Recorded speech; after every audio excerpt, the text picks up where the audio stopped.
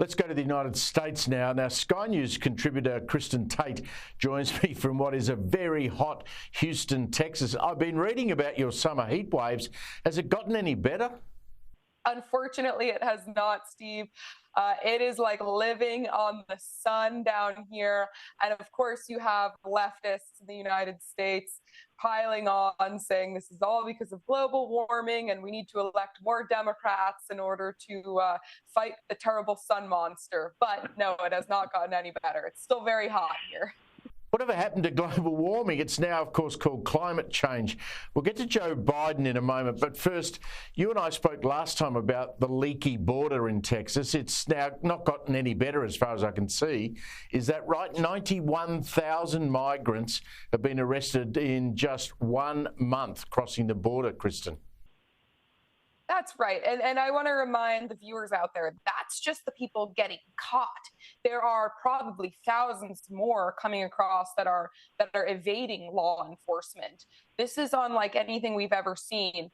And, back in the Obama days, they used to consider just 1,000 or 2,000 migrants a day as being, a crisis level. We are way beyond that now. Before we went on air, I was reading an article that said just last month, 1.2 million U.S.-born workers lost their jobs last month to, some 500,000 illegal immigrants or immigrants of any kind.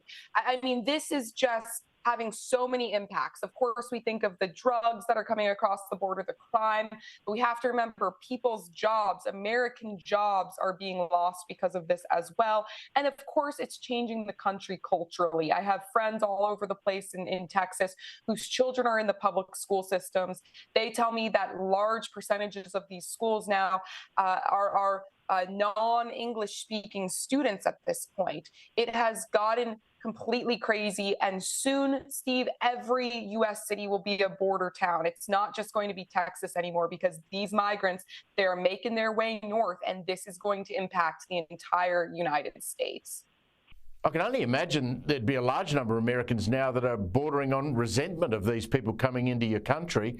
Presumably, that they don't pay any tax, they work in the cash economy, they take jobs off Americans, and then eventually they're going to flood into the education and the health system. How can the country actually cope with that? It's not sustainable. That's it. There's no way around it. It is not sustainable.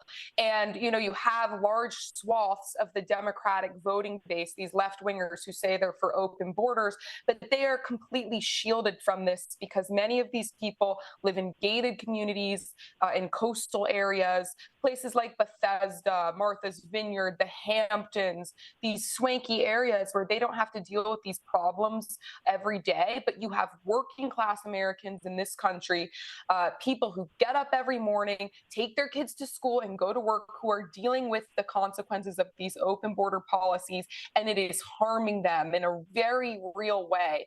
Now, we all remember the promise Donald Trump made about that wall, to build a wall. Whatever happened to the wall? Great question.